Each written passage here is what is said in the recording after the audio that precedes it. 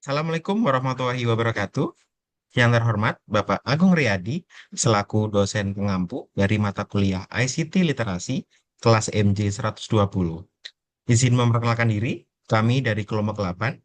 Saya Diki Masuri Ramadan Sulistyo, dan rekan saya, Afifah Putri Elwani dan Husni Hulukil Aulawi, akan mempresentasikan progres proposal proyek ICT Literasi kami yang berjudul Analisis Implementasi Sistem CAT atau Computer Assisted Test sebagai transformasi digital proses seleksi CPNS di Indonesia.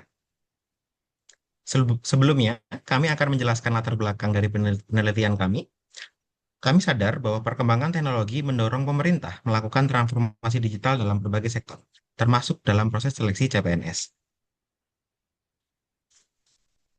Metode seleksi konvensional berbasis LJK dinilai kurang efisien karena memerlukan waktu dan biaya yang besar serta memiliki risiko manipulasi hasil yang tinggi. Sebagai upaya meningkatkan transparansi, objektivitas, dan efisiensi seleksi, pemerintah menerapkan sistem CAT. Meskipun CAT mampu mempercepat proses penilaian dan mengurangi potensi kecurangan, dalam pelaksanaannya masih ditemukan berbagai kendala, seperti keterbatasan infrastruktur, gangguan jaringan, serta celah keamanan sistem. Oleh karena itu, diperlukan penelitian untuk menganalisis efektivitas implementasi sistem CAT sebagai bagian dari transformasi digital dalam proses seleksi CPNS, serta kami akan merumuskan rekomendasi perbaikan kebijakan untuk kedepannya. Selanjutnya akan dilanjutkan oleh rekan saya, silahkan.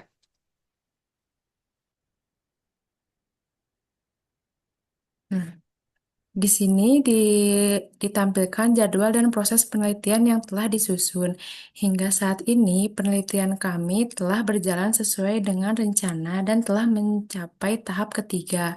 Tahap pertama yaitu studi literatur dan penyusunan kerangka penelitian telah kami selesaikan. Pada tahap ini, kami mengkaji berbagai penelitian terdahulu, regulasi, serta konsep terkait sistem komputer assisted test atau CAT dalam seleksi CPNS untuk membangun dasar teori dan arah penelitian. Selanjutnya, pada tahap kedua, kami telah melakukan penyusunan instrumen penelitian termasuk perancangan kuesioner dan penentuan indikator yang akan digunakan untuk mengukur implementasi sistem CAT dan efektivitas seleksi CPNS. Saat ini, penelitian kami telah memasuki tahap ketiga, yaitu pengumpulan data lapangan. Pada tahap ini, kami mulai mengumpulkan data melalui kuesioner dan studi dokumentasi yang relevan dengan pelaksanaan seleksi CPNS berbasis CAT. Dengan demikian, sehingga saat ini proses penelitian berjalan sesuai jadwal dan selanjutnya kami akan melanjutkan ke tahap pengolahan serta analisis data sesuai dengan rencana penelitian yang telah ditentukan. Selanjutnya, next. Nah, ini kerangka penelitian. Ini menggambarkan alur dan tahapan penelitian yang kami lakukan. Kerangka penelitian ini disusun untuk memastikan penelitian berjalan secara sistematis dan terarah. Mulai dari tahap awal hingga penyusunan rekomendasi kebijakan. Tahap pertama yaitu terkait studi pendahuluan dan telaah literatur. Pada tahap ini kami membaca dan menelaah berbagai regulasi, standar operasional prosedur penyelenggaraan CAT serta penelitian terdahulu yang relevan. Selain itu, kami juga mengumpulkan informasi mengenai kebijakan atau permasalahan yang pernah terjadi dalam pelaksanaan seleksi CPNS berbasis CAT. Tahap ini bertujuan untuk membangun landasan teoritis dan eh, memahami konteks penelitian secara menyeluruh. Tahap selanjutnya adalah mengumpulkan data lapangan. Data dikumpulkan melalui kuesioner atau angket campuran yang diberikan kepada responden. Serta melalui studi dokumentasi ini berupa SOP CAT, data hasil tes, dan laporan pendukung lainnya. Tahap ini menghasilkan data primer dan sekunder yang menjadi bahan utama dalam analisis penelitian. Setelah itu, data terkumpul, penelitian memasuki tahap analisis data. Pada tahap ini dilakukan reduksi dan kategorisasi data untuk menyederhanakan informasi yang diperoleh Sehingga analisis dilakukan dengan mengombinasikan pendekatan kualitatif dan kuantitatif. Sehingga penelitian tidak hanya menggambarkan fenomena, tetapi juga didukung oleh data yang numerik dan relevan. Berdasarkan hasil analisis data, penelitian kemudian melakukan identifikasi masalah dan risiko. Pada tahap ini, kami menginterventarisasi dan mengkategorikan berbagai temuan, menganalisis akar penyebab permasalahan, serta menilai risiko yang muncul dalam implementasi sistem CAT. Dari proses ini juga dirumuskan rekomendasi perbaikan awal. Tahap terakhir adalah penyusunan rekomendasi kebijakan. Pada tahap ini, penelitian menghasilkan luaran berupa hasil analisis, catatan observasi, serta peta permasalahan yang menjadi dasar dalam merumuskan rekomendasi kebijakan. Rekomendasi ini diharapkan dapat mendukung penguatan implementasi sistem CAT sehingga proses seleksi CPNS nanti menjadi lebih transparan, akuntabel, dan efisien sebagai bagian dari transformasi digital pemerintah. Lanjut.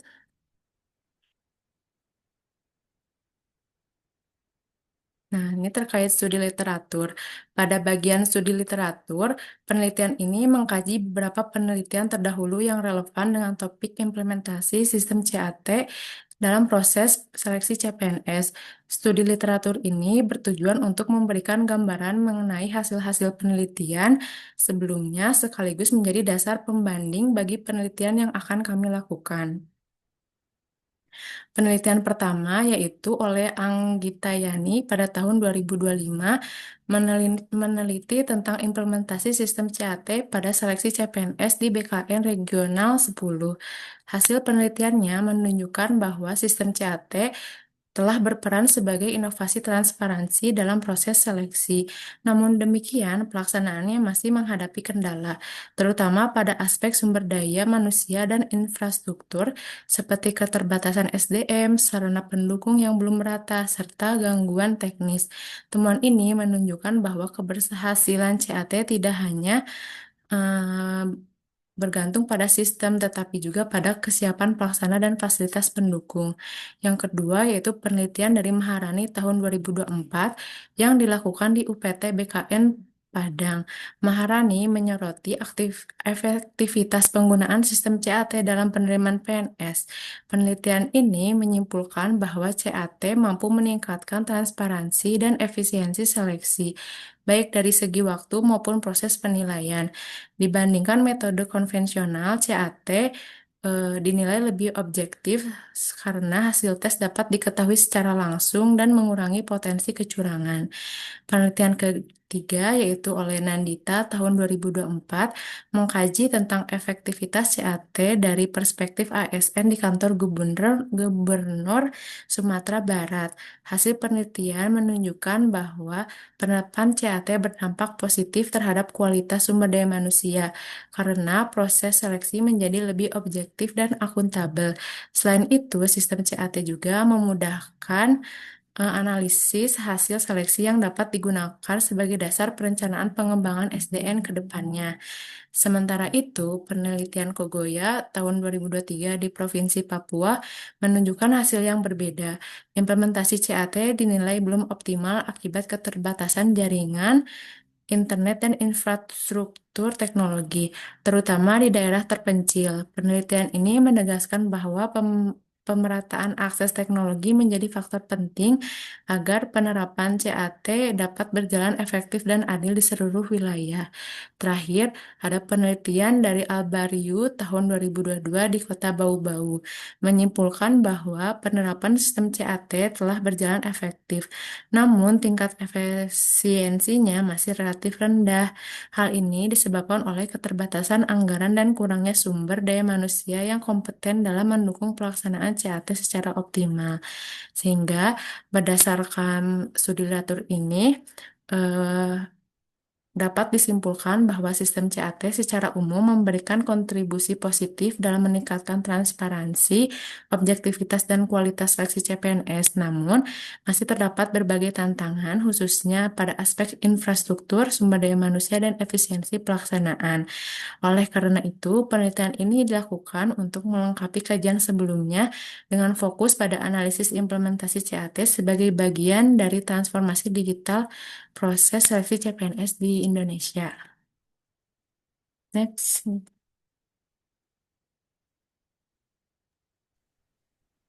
Baiklah, selanjutnya, perkenalkan nama saya Afifah Putri Alwani. Saya akan menjelaskan mengenai metode yang kami gunakan pada penelitian kali ini. Sebelumnya sudah dijelaskan untuk kerangka penelitiannya dari Mbak Husni bahwa kami menggunakan kerangka penelitian sebagai berikut. Kerangka penelitian tersebut. Lalu, untuk metode yang kami gunakan pada poin pertama yaitu jenis dan pendekatan penelitian. Penelitian ini menggunakan pendekatan deskriptif kualitatif dengan dukungan data kuantitatif untuk menganalisis implementasi CAT sebagai bentuk transformasi digital dalam proses seleksi CPNS. Pendekatan kualitatif memungkinkan peneliti menggali fenomena implementasi CAT melalui wawancara, observasi, dan dokumentasi. Sementara data kuantitatif digunakan untuk mendukung analisis seperti membandingkan efisiensi waktu, biaya, dan hasil kelulusan dibandingkan metode LJK. Pendekatan ini dipilih kelompok kami agar dapat memperoleh gambaran menyeluruh mengenai efektivitas pelaksanaan CAT, mulai dari transparansi, efisiensi, objektivitas, hingga identifikasi berbagai persoalan yang masih muncul. Lalu selanjutnya untuk lokasi dan waktu penelitian, kami memilih kantor masing-masing peneliti. Dan untuk waktu penelitiannya itu dimulai dari November 2025 sampai dengan Februari 2026. Yaitu dimulai dari studi literatur, lalu kemudian penyusunan instrumen penelitian, dan lalu pada saat ini kami sedang di tahap pengumpulan data lapangan.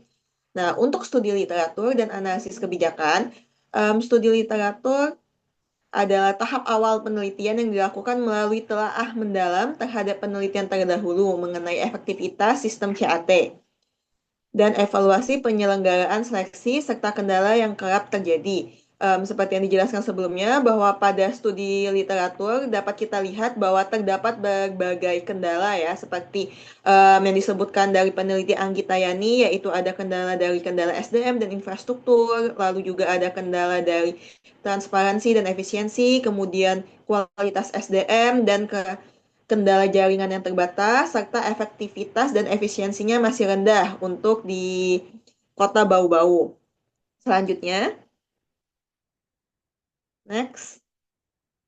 Selanjutnya, teknik pengumpulan data yang digunakan kelompok kami adalah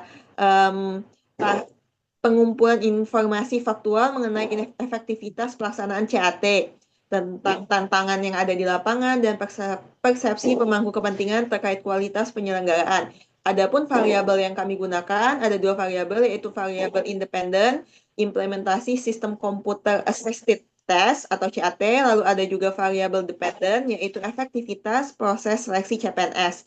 Untuk data primernya, kami menggunakan kuesioner atau angket campuran, di mana angket campuran ini menggabungkan antara closed questionnaire dengan open questionnaire. Jadi ada penggunaan skala jawaban-jawaban yang terbatas, tapi kami juga tetap membuka kemungkinan bagi responden nanti untuk menjawab secara deskriptif atau kualitatif. Lalu untuk sampelnya yaitu PNS yang pernah melalui sistem CAT di Kementerian Keuangan pada tahun 2018, 2019, dan 2024. Lalu juga PNS penerimaan 2024 di Lembaga Administrasi Negara. Kemudian kami juga menggunakan studi dokumentasi yaitu SOP penyelenggaraan CAT, data hasil tes, serta laporan pendukung lainnya.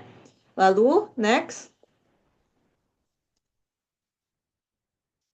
Nah, lalu kemudian untuk analisis data yang kami gunakan adalah analisis kualitatif menggunakan teknik reduksi data, kategorisasi, dan penarikan kesimpulan untuk mengidentifikasi pola implementasi CAT dan faktor yang mempengaruhi keberhasilannya.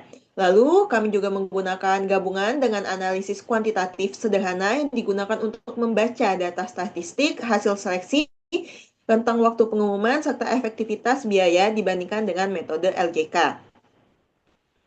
Nah, kemudian ada identifikasi permasalahan dan risiko. Berdasarkan hasil analisis, penelitian kami memetakan berbagai kelemahan sistem CAT. Misalnya, potensi celah keamanan, kerentanan terhadap remote access, kelemahan jaringan, kecukupan infrastruktur. Diharapkan penelitian ini juga dapat mengidentifikasi resiko-resiko yang terjadi karena multi-platform system dan perangkat eksternal. Lalu untuk proses dan langkah-langkah yang kami gunakan yaitu pertama menginventarisasi temuan lapangan, baik itu teknis maupun non teknis, lalu mengkategorikan masalah berdasarkan sumber risiko, entah itu risiko dari teknologi, manusia, prosedur, ataupun lingkungan. Kemudian menganalisis akar penyebab untuk mengetahui faktor yang memicu permasalahan. Lalu setelah itu kami menilai tingkat dampak dan kemungkinan risiko tersebut akan terjadi. Setelah dilakukan semuanya tahapan di atas, kami berikutnya akan menyusun rekomendasi perbaikan untuk setiap risiko tersebut. Lalu next yaitu penyusunan rekomendasi kebijakan. Nah, pada tahapan ini rekomendasi dirumuskan untuk mendukung transformasi digital dan mewujudkan proses seleksi ASN yang lebih transparan, akuntabel, dan efisien. Pada tahapan ini, kami mengharapkan di tahapan studi literatur yang sudah kami lakukan, yaitu indikator capaiannya, tersusunnya rumusan masalah dan kerangka teori yang sudah kami lakukan. Untuk hasilnya nanti ada bab kajian pustaka. Lalu pada bagian pengumpulan data, ada data primer dan sekunder yang terkumpul. Dan hasilnya adalah nanti akan ada catatan observasi. Lalu pada tahapan analisis data, akan mengidentifikasi efektivitas dan kelemahan CAT yang akan menghasilkan bab hasil penelitian. Lalu identifikasi resiko yang berisi nanti ada daftar resiko dan faktor penyebab sehingga dapat memetakan permasalahan yang terjadi. Lalu pada rekomendasi kebijakan kami akan melakukan solusi berbasis akan mencari atau mengharapkan indikator capaian berupa solusi berbasis evidence yang akan menghasilkan bab rekomendasi kebijakan. Oke, lanjut selanjutnya.